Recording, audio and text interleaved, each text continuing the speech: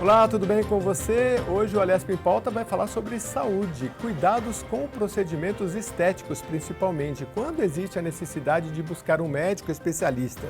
Nossas convidadas são Lucimara Sargiani, ela é esteticista e cosmetóloga e representante em São Paulo da Anesco, Associação Nacional dos Esteticistas e Cosmetólogos também. Muito obrigado pela sua presença. Muito obrigada, eu que agradeço a oportunidade. Com a gente também, mas online, Camila Mendes. Ela é biomédica, ela é cirurgiã dentista e especialista em cirurgia estética facial. Seja muito bem-vinda, Camila. Obrigada, é um prazer estar com vocês. Que bom. Deixa eu voltar aqui com a Lucimara. Ô, Lucimara, a gente já conversou um pouquinho antes aqui, você me explicava coisas valiosas, né?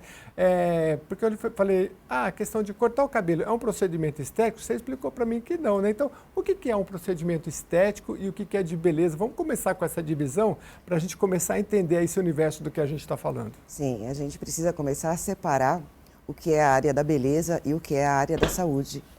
Então, da área da beleza, nós temos micropigmentação, a manicure, a depiladora, o cabeleireiro, área da beleza. A estética é a área da saúde.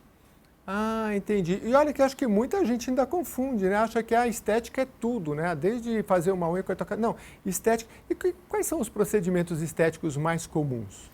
Os mais comuns dentro da estética facial é a aplicação de toxina botulínica, de preenchedores, de bioestimuladores, de fio de sustentação, mas vem desde uma limpeza de pele. Então pode ser limpeza de pele, peeling, até os procedimentos injetáveis também. Isso que as mulheres colocam agora é um pouco de moda, né? Aqueles cílios maiores. Esse é da beleza. Esse é da beleza. Isso tá bom. não requer uma formação, uma graduação, não requer esses cuidados. Entendi. Bom, e eu queria saber assim, se existem graus de procedimentos mais simples e mais complexos dentro da área da estética, que você me explicou então, que é a área da saúde. Sim. Os procedimentos mais simples, a gente pode falar uma limpeza de pele, por exemplo, ou alguns tratamentos com eletroterapia básica, né, que são tratamentos corporais para gordura localizada, para celulite, para estrias, né? Nós temos os peelings, são diversos tipos de Peeling é uma limpeza de pele, é isso? Não, o peeling é um procedimento descamativo. Então, tá. eu tenho desde um peeling mecânico, que ele só vai ter uma ação bem superficial na epiderme, até peelings com uma profundidade um pouco maior também. Tá. Isso é uma coisa antiga já, né? A gente vai Sim. falar daqui a pouquinho de um projeto de lei do deputado que fala sobre peeling, até por conta desse episódio que infelizmente aconteceu na capital paulista, de um moço que veio a óbito, mas a gente vai explicar daqui a pouquinho isso com detalhes. Mas deixa eu passar aqui rapidinho então para Camila. A Camila é biomédica. Eu vou pedir para a Lucimara também, para ela fazer um pouquinho do que eu não pedi, mas vou pedir agora para você, Camila. Faz um pouquinho do seu currículo, como é que você se aproximou dessa área, porque você é biomédica e cirurgiã dentista, mas se especializou em cirurgia estética facial também, né? Fala um pouco da sua trajetória. Comecei na biomedicina, a área da estética é realmente uma área encantadora, e para isso a gente sabe que a gente precisa se especializar. Então, conforme os anos foram passando, os procedimentos foram mudando as técnicas, eu senti a necessidade de ter um conhecimento maior sobre a nossa face. Foi aí então que eu decidi fazer a faculdade de odontologia e hoje eu estou na minha especialização de cirurgias estéticas da face, que é um apanhado geral, né, de tudo que a gente vê um pouquinho na odontologia. Então, a gente visa sempre estudar muito a fundo aquilo que a gente quer dar de melhor para o nosso paciente, sempre com uma margem de segurança. E a gente precisa ter muita responsabilidade nessa área, né? Então, estudos assim, eles são sempre bem-vindos a todo tempo, a todo ano. A gente precisa se especializar e ser diferente, para a gente ter um resultado de qualidade e com muita responsabilidade, né? Ao nosso paciente que procura para tratar qualquer disfunção da pele. Entendi. A senhora é biomédica, mas é médica também porque é cirurgiã, é isso, né? Só para ficar bem claro, porque a palavra biomédica nem todo mundo entende bem o que é. Explica um pouquinho para a gente. Não. A biomedicina, ela é, na faculdade em si, nossa formação é especificamente para a área dos exames. Então, a gente trabalha junto com o médico, isso não significa que somos médicos. Então, a gente está por trás ali de um hemograma, de uma coleta de um exame. Então, a gente faz todo esse estudo, é Uhum. diferente da área da medicina. Agora, a parte de cirurgia relacionada à odontologia só cabe à cavidade oral, né, a cavidade Uhum. bucal e alguns outros anexos. Ah, tá. É que a senhora é cirurgiã dentista, é que no Brasil é diferente, né, de Portugal, que é médico, o cirurgião dentista, ele não está na classificação dentro dos médicos, é isso? Não, Ah, são coisas diferentes. São coisa coisas distinta. diferentes. Mas é uma super especialização, porque hoje, Uhum. odontologia, quantos anos de estudo? Acho que mais de 5, né? São, são 5, e aí tem as especializações que a gente precisa fazer, que demandam 2 anos, no mínimo, né? Entendi. Doutora, deixa eu passar então aqui de novo para a Lucimara. Lucimara, eu não te pedi, mas vou pedir agora. Fala um pouquinho dessa sua trajetória e como é que você se aproximou também desse órgão que você representa, que é a ANESCO, né? Associação Nacional dos Esteticistas e Cosmetólogos. Eu comecei na estética como técnica em estética, né? Uhum. Quando ainda era só reconhecida como profissão. Depois eu fiz a graduação em estética. Essa graduação é de 3 anos, mas ela tem concentração em estética, né? Uhum. Na graduação de estética a gente só fala de estética. E depois eu fiz algumas especializações também. Eu tenho 5 especializações dentro da área de estética avançada e de procedimentos estéticos injetáveis. Entendi.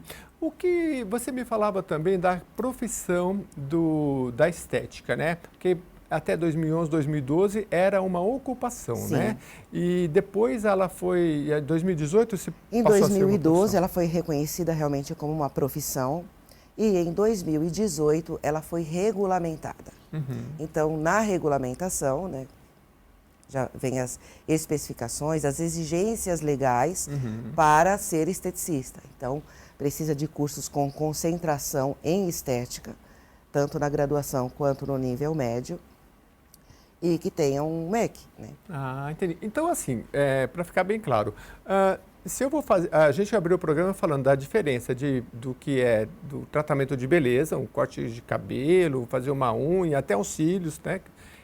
Daquilo que é da área da saúde, que é da estética. E para ser um esteticista, eu vou precisar, então, ter um nível superior, né, em áreas específicas. É Sim, isso. Então, se eu for fazer um Botox, eu tenho que fazer com um profissional com curso superior. É isso que a gente está falando. exatamente. Interessante, porque talvez muita gente não saiba disso. Agora, é bom porque valoriza toda a classe e as pessoas podem se tratar com profissionais realmente qualificados, né? Sim. A associação tem um acompanhamento disso? Como é que é o trabalho da associação? A associação vem se dedicando à criação do conselho de classe, em Ah, especial, né? Porque, embora tenhamos essa regulamentação desde 2018, mas ainda falta a criação do Conselho Federal de Estética e Cosmetologia. qual é a importância desse conselho? O que, que o conselho faz? Assim? Porque Esse nós temos o conselho, conselho de medicina e tudo sim, mais, né? o conselho de classe precisa para todas as profissões regulamentadas. O nosso está previsto já no artigo 9º da nossa lei. Uhum. E é ele que vai normatizar, é ele que vai fiscalizar Uhum. e que vai, se for o caso, punir.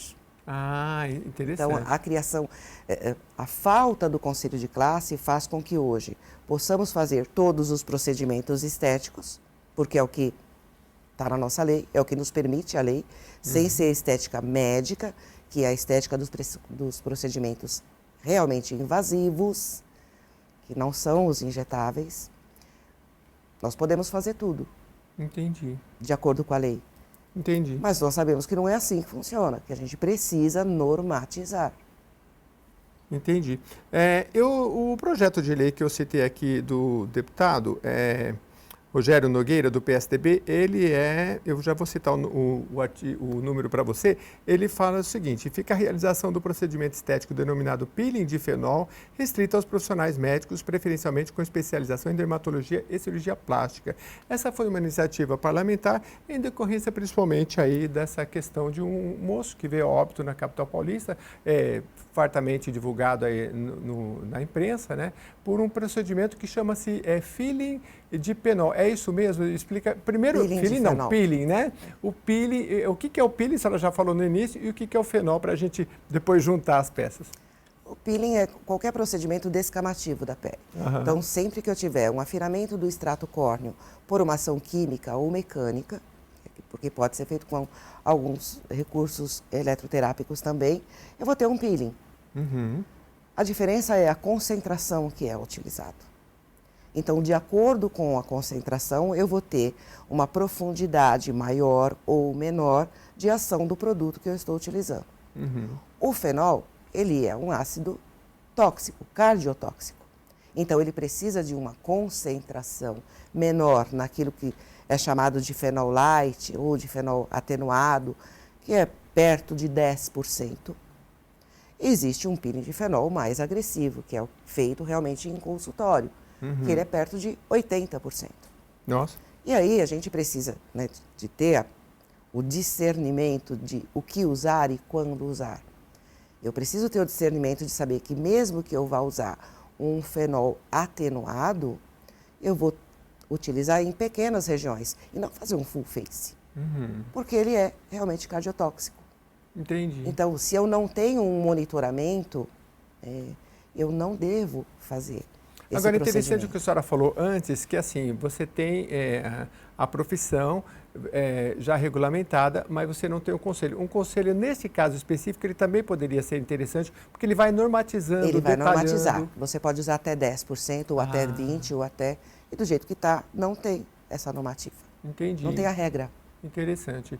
Deixa eu voltar aqui. Antes, deixa eu só... tem uma matéria aqui do João que diz peeling de fenol. Entenda quais profissionais estão habilitados a realizar o procedimento. E ele vai nessa linha aqui explicando em algum... Ele fala o que é o peeling de fenol, que a senhora já explicou, né? E deixa eu ver se eu acho aqui os efeitos adversos, quem está habilitado. Aí diz assim, com o procedimento com fenol é considerado invasivo e pode gerar efeitos adversos graves. Para o Conselho Federal de Medicina, o CFM e a Sociedade Brasileira de Dermatologia, somente os médicos com especialização em dermatologia estão aptos a realizá-lo e resolver suas possíveis consequências, né? E é o que vai na linha aí do que o parlamentar propõe, o deputado Rogério Nogueira, no seu projeto de lei.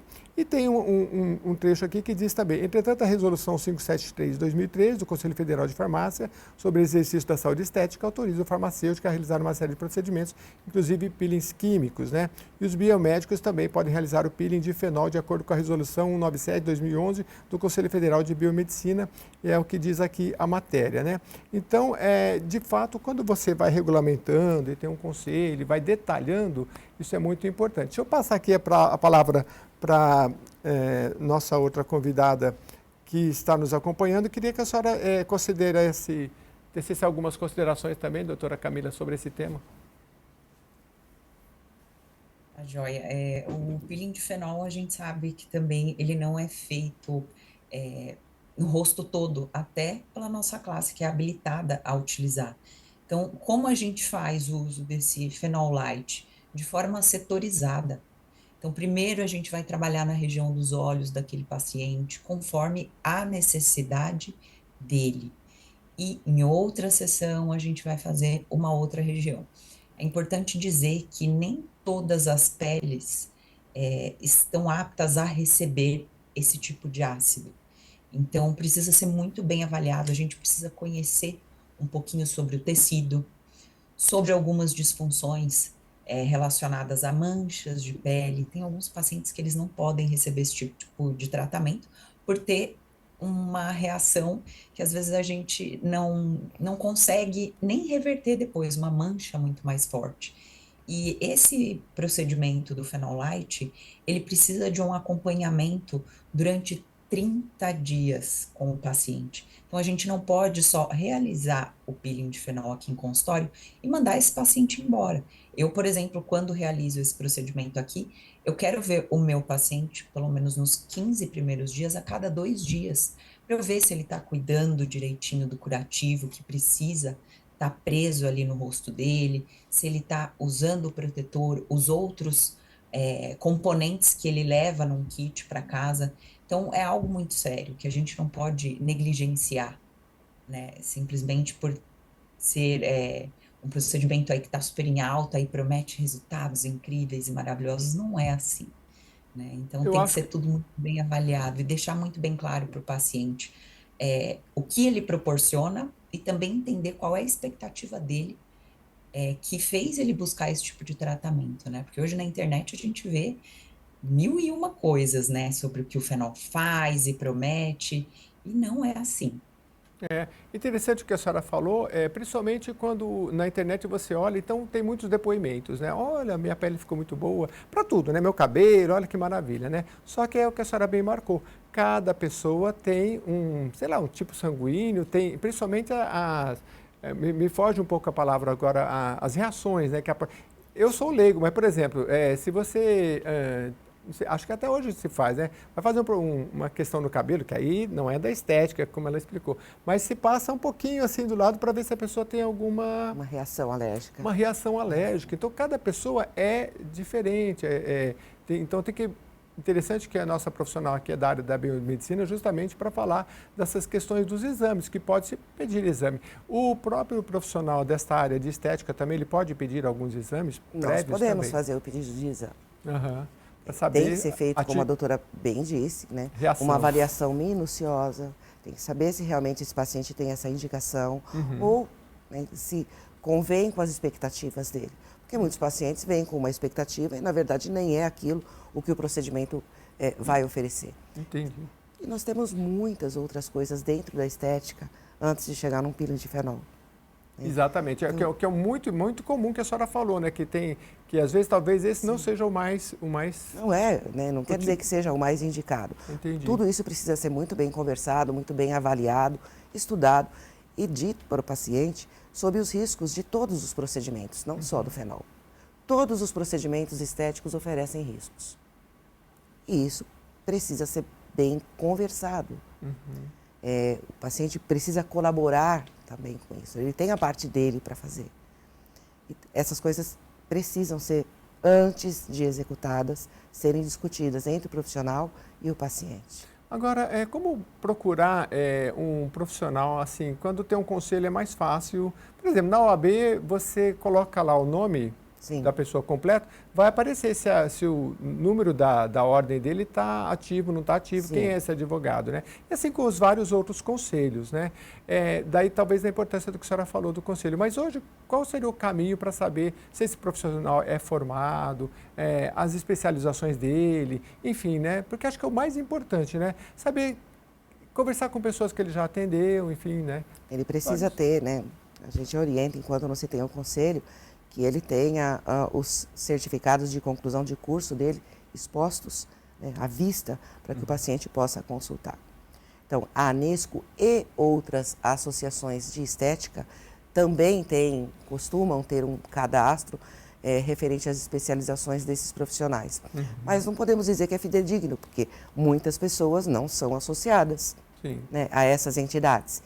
Não tem uma obrigatoriedade delas serem associadas. Sim. Diferente Mas existe de um conselho hoje um de classe. órgão que se associa, que é a própria... Tem a ANESCO, tem o sindicato, tem outras legal. associações também.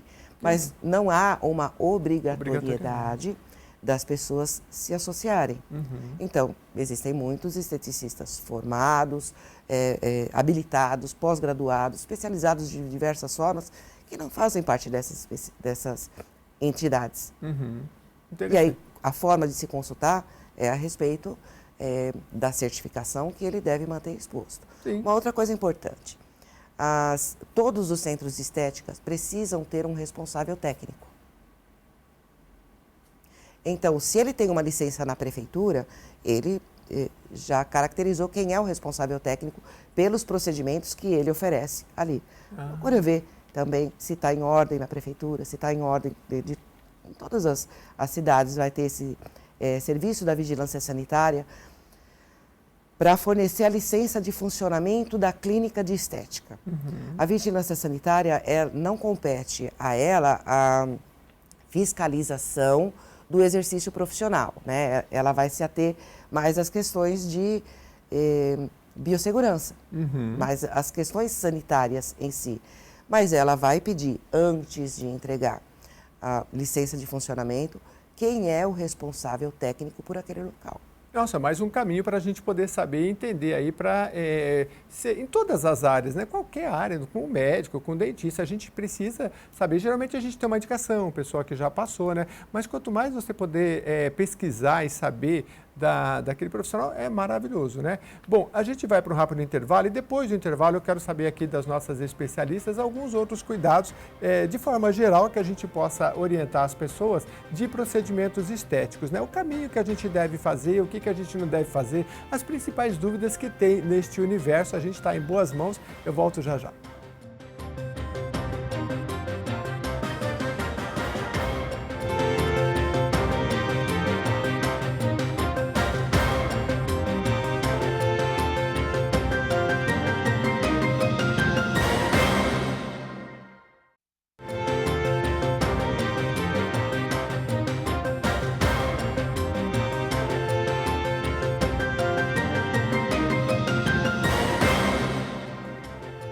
Estamos de volta aqui no Alesp em Pauta, conversando aqui com profissionais para falar sobre a questão da estética, né? Principalmente quando a gente esse procedimento deve ser feito por um médico, um dermatologista, um cirurgião, ou quando pode ser feito por esse profissional da estética que a gente aprendeu aqui, eu pelo menos aprendi que existe uma separação. Beleza é uma área, estética é outra, então, mas é uma área da saúde e que é uma área que exige um nível superior e que você deve procurar sempre os melhores, e isso serve para qualquer profissional. Os melhores, eu digo assim, os profissionais que têm um curso superior e etc.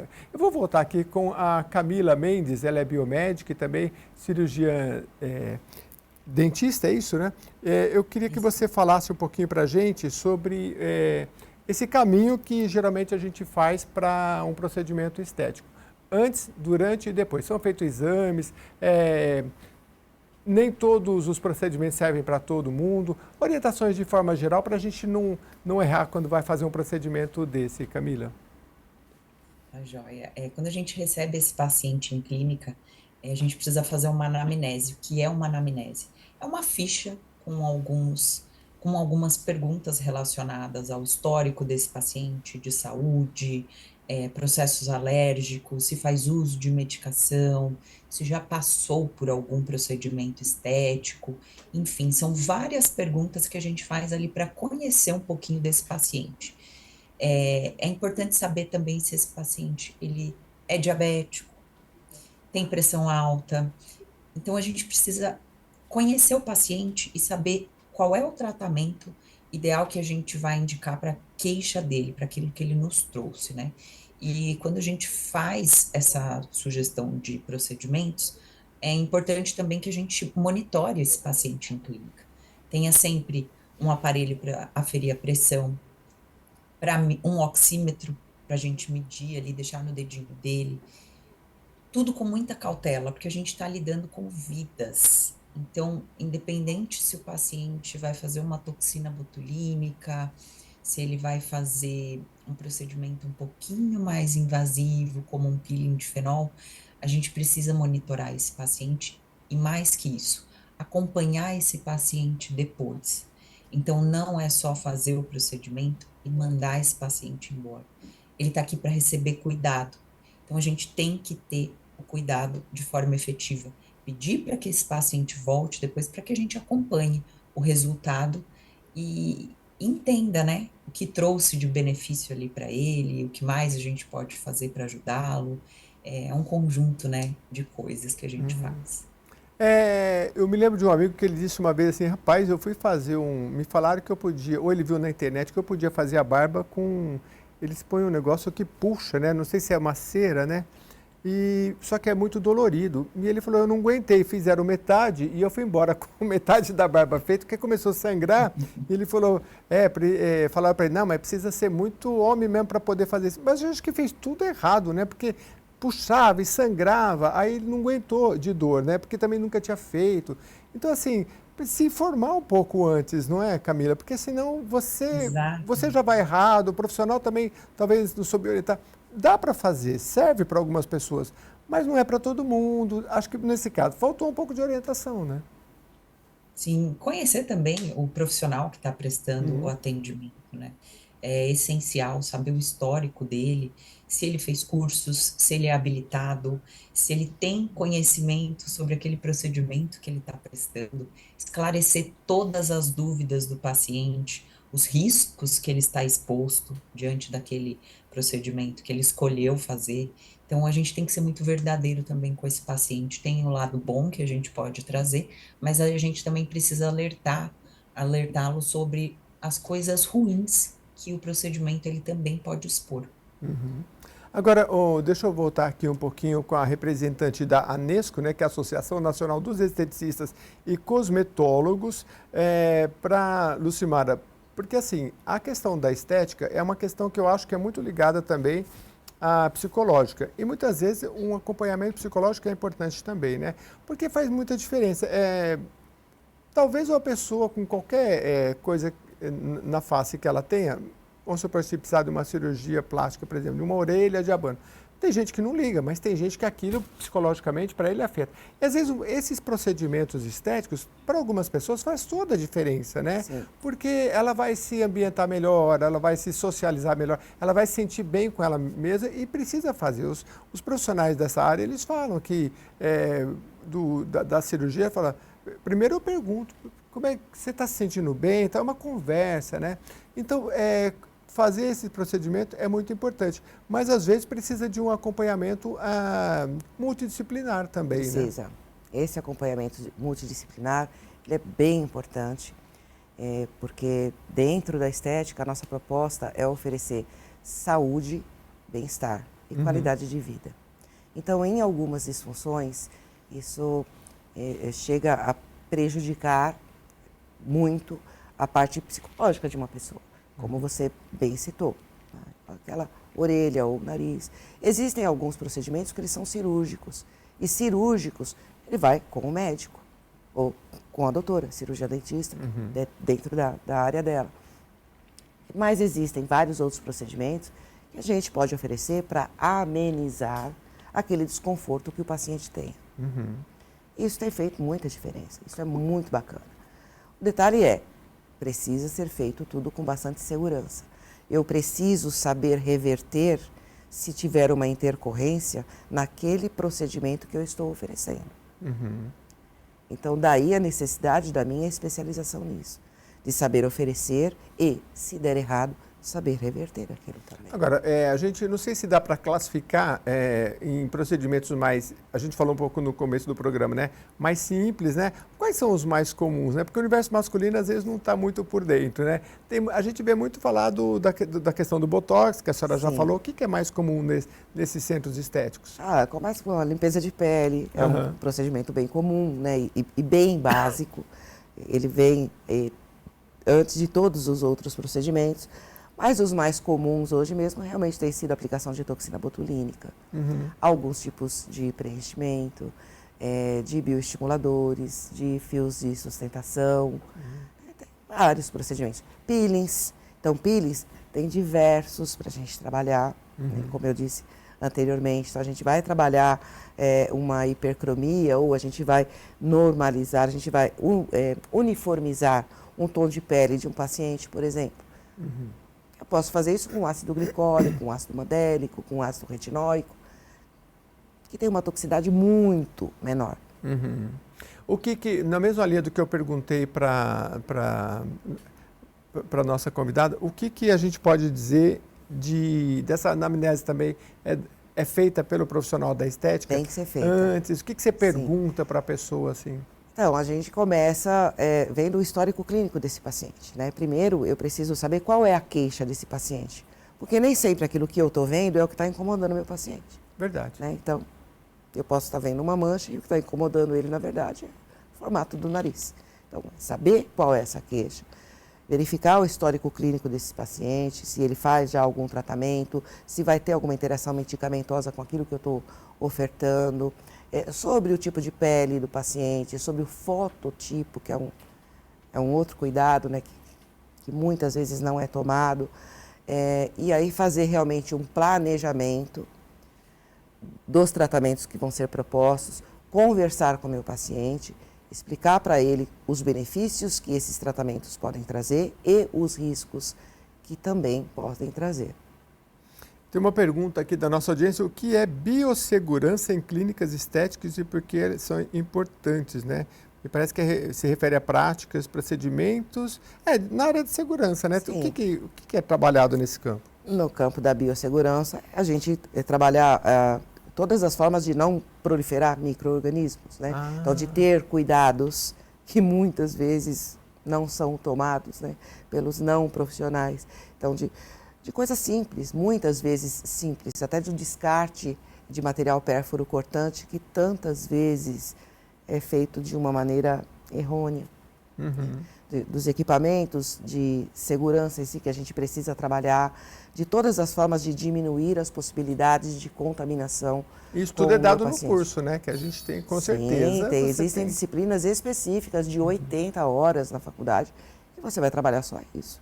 Os cuidados de biossegurança realmente com o seu paciente. Tem, com certeza, né? Eu fico sempre atento, até na hora de cortar o cabelo, até hoje, né? Eu fico olhando lá. Tem cabeleireiro que gosta de usar a gilete, né? Então eu vejo lá, cortando, descartando direitinho, cobro mesmo e é necessário cobrar, né? Porque a gente, nem todo mundo tem a condição de ir num local que enfim, às vezes está lá num local mais periférico mas tem que acompanhar, é seu direito, né? De olhar, de observar, de estar tudo bem organizado, porque daí você, primeiro a busca do profissional e depois o ambiente, você pode olhar tudo que está sendo feito à sua volta, é direito do consumidor. Agora, quando feito bem feito, tem muito profissional bom e que as pessoas saem satisfeitas e, claro, muda a vida, porque se a pessoa se incomodava com aquilo, para ela é muito importante, né? Então, agora, o que a gente está falando aqui é que precisa seguir todo esse caminho, né? Desde a formação até o bom procedimento, seja onde você estiver. Deixa eu passar aqui mais outras questões aqui, ó. Procedimentos estéticos mais comuns atualmente e seus respectivos cuidados, né? Vou passar essa pergunta aqui se ela quiser responder aqui a Camila, por favor. Mas pode complementar com o que você desejar também, Camila. A joia. O mais comum aqui na clínica também é a toxina botulínica. Eu também faço alguns gerenciamentos de cuidado com a pele para flacidez, usando a tecnologia também. Então, não são somente os tratamentos manuais que a gente oferece, tem a parte de ultrassom microfocado. E outro ponto importante também, que vocês estavam falando agora, tudo existe um protocolo, né?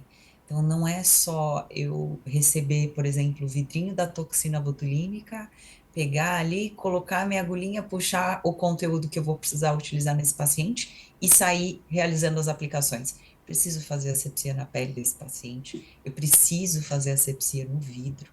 Eu devo mostrar ao meu paciente que todos aqueles materiais que eu estou usando ali, eles são novos e eu posso abrir na frente dele. Isso tudo realmente é um direito do meu paciente. E eu sempre faço questão de mostrar. Então, na hora que eu estou abrindo e na hora que eu estou descartando, porque a gente também tem o local exato para fazer o descarte dessas agulhas, o lixo infectante, o lixo comum. Então, tudo isso a gente precisa seguir um protocolo. Entendi. Não, isso durante a pandemia eu achei sensacional. Quando eu fui tomar a vacina, a profissional da enfermagem, ela mostrou, falou, olha, aqui está o que você está tomando, a validade, eu vou abrir agora, tá? Ela tirou tudo descartável, tá? Agora eu vou descartar. Isso é maravilhoso, né? Essa clareza é muito importante. E até porque isso vem num outro aspecto, não é, Camila? Da ansiedade. Às vezes quem vai fazer um procedimento, eu falei da questão multidisciplinar, às vezes tem que tratar a ansiedade da pessoa também, né? E se a pessoa estiver ansiosa, não que necessariamente a pessoa vai ser um psicólogo, mas se for o caso, até encaminhar para um psicólogo, né? Para que ela se sinta confortável de fazer o procedimento, né? Com toda certeza. É por isso que a gente deve pedir para o paciente preencher essa ficha de anamnese, porque ali se ele já faz uma medicação que controla a ansiedade dele, a gente já vai saber o que a gente pode oferecer, o que não vai ter interação com aquele medicamento que ele usa. Se esse paciente de repente chega aqui muito ansioso para receber o tratamento, tem todo um manejo com ele, né? E é importante também que a gente, se ele não faz de repente um acompanhamento, que a gente sugira, né, algum profissional. Então é sempre ideal que a gente tenha essa parceria com os outros profissionais, porque é um trabalho em conjunto. Então, a gente não trata só a estética, a gente quer cuidar de um paciente, mas a gente também precisa que ele esteja saudável, porque aí a gente pode ter um outro problema que poucos falam, né, que é o distúrbio de imagem. A gente vai dar o nosso melhor aqui para aquele paciente e depois que ele se olhar no espelho, ele pode não se reconhecer. Então, é muito importante que a gente cuide de fato desse paciente, com responsabilidade e muito conhecimento, e tenha essas parcerias, porque elas são fundamentais. Aqui eu tenho parceria com médicos, com terapeutas, enfim, é uma rede, né? Nós somos unidos. Uhum. Agora, eu vou aproveitar seu conhecimento aí também na biomedicina para falar sobre exames e dentro dessa anamnese, o que é mais comum e recomendável pedir? Por exemplo, não sei, se a pessoa tem diabetes, ela pode fazer determinado procedimento? Ou tem gente que tem dificuldade como é que fala? Para Cicatrização. cicatrização, né? Quais são os principais exames, as principais questões, mais ligadas talvez até da área médica da área da saúde mesmo, em geral, que se deve fazer? É claro que são muitos procedimentos e não vai ser igual para tudo, né? Mas dá para falar de forma geral, Camila? Dá sim, a gente precisa pedir um hemograma para o nosso paciente, um coagulograma, pode ser feita até uma extração de um elemento que é um dentinho, a gente também precisa ter o exame em mãos para saber quais são os riscos que aquele paciente pode ter com aquele procedimento que a gente vai oferecer.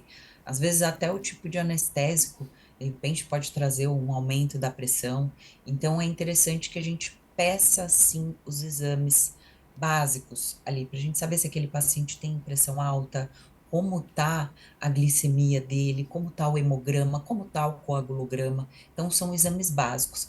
E aí, de repente, a gente pode pedir até um exame de risco cirúrgico, né, para um profissional médico, para que ele leia como um todo aquele paciente, para que a gente também consiga trabalhar com segurança.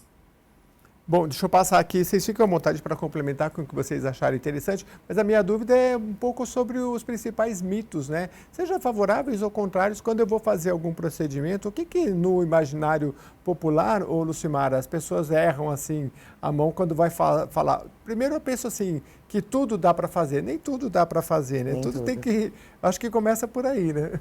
Nem tudo dá para fazer, né? Nem tudo convém.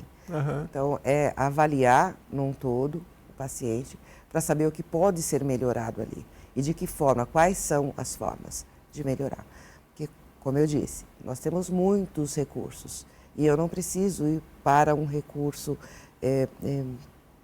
mais caro. Eu posso ir para um recurso menor, muitas vezes, de ir trabalhando esse paciente em qualquer coisa. Então, nós temos muitas opções dentro da estética. A estética é uma área dinâmica. Ela se aperfeiçoa sempre. Então, todos os meses nós temos técnicas novas, equipamentos novos, recursos disponíveis, né? Cada vez mais recursos disponíveis. E a gente pode estudar cada um deles para cada paciente e Sim. trabalhando a respeito disso. E essa área da facial, né, como que é a área que a gente está mais exposto, né, quanto mais orientação a gente tiver, e o programa Alessio em Pauta aqui está sempre para que esses profissionais possam voltar, porque muita gente quer, né, e às vezes uma pessoa também está mais idosa, né, tem gente que tomou muito sol e às vezes fica com a pele enrugada, assim. Tem tratamentos, né, que não são tão invasivos, dá para trabalhar, dá para fazer para a pessoa se sentir melhor. É claro que é tudo consoante o que a gente falou durante todo o programa aqui, com bons profissionais, bem orientado, né? Com a tal da anamnese, né? Que é o procedimento que você faz antes, e também durante e depois, o acompanhamento também depois é muito importante, né? Porque é um paciente praticamente, né? É uma pessoa que precisa ser acompanhada, Sempre. talvez durante uma semana, um mês ou mais, né? Depende do procedimento, até mais. Né? Sempre vai depender do procedimento, do paciente, daquilo que foi realmente proposto e executado. Muito bem. Bom, o programa chegou ao fim. Eu queria agradecer muito aqui às nossas convidadas e ficam à vontade para retornar quando quiserem para informar ao máximo a população hoje sobre a questão dos procedimentos estéticos. O resumo é um pouco do que você falou, é isso, né, Lucimara? Eu vou passar a palavra para você finalizar. Você bem colocou no começo do programa a importância, a profissão, ela é regulamentada, hoje é uma profissão, você precisa de curso superior, você tem como buscar onde estão esses profissionais, as formações, né? Agora, é claro, é como qualquer profissão, é como qualquer área, né? Você precisa de regulamentação, você precisa de acompanhamento, e acho que é dos dois lados. A pessoa que vai fazer um procedimento, ela tem que ser responsável também, buscar o máximo, fazer uma boa pesquisa, e aí tem tantos profissionais para ajudar, mas eu queria que você resumisse um pouco o que você achou de mais importante aqui para esclarecer a população. É isso, a respeito dos procedimentos estéticos em geral, né, da estética em geral, a gente tem uma lei regulamentando essa profissão. Essa lei reconhece os profissionais graduados como esteticista e os profissionais de nível médio como técnicos em estética. A diferença entre eles não é a respeito de procedimentos, são outras questões legais, né? No caso da docência, da supervisão, da responsabilidade técnica, mas nos procedimentos eles podem fazer desde que capacitados.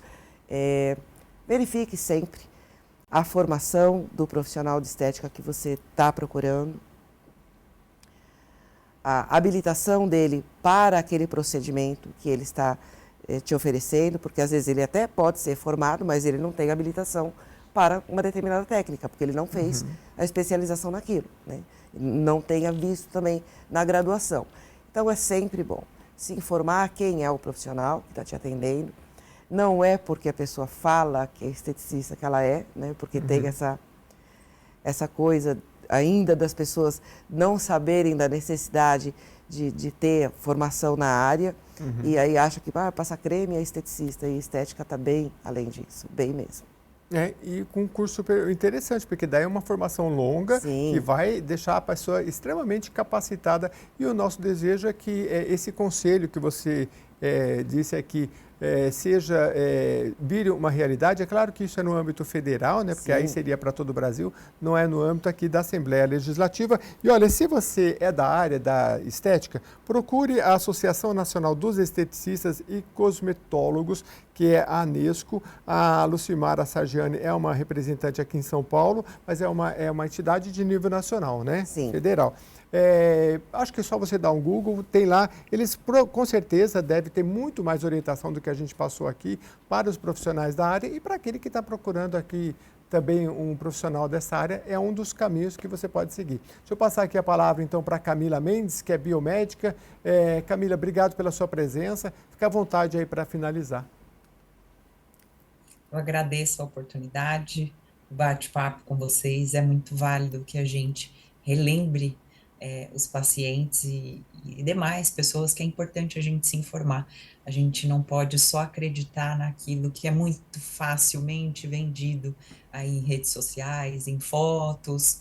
Então, vamos conhecer o profissional que a gente está buscando, vamos ver se ele está dentro das regras e dentro das leis aí, e para fazer os procedimentos com segurança. Muito bem, agradeço bastante a vocês aqui. Olha, esse foi o Alesp em Pauta. Reveja esse programa lá nas nossas redes sociais. Mande as suas sugestões para que a gente possa trazer aqui o máximo de informação para você, tá bom? Até a próxima edição. Muito obrigado.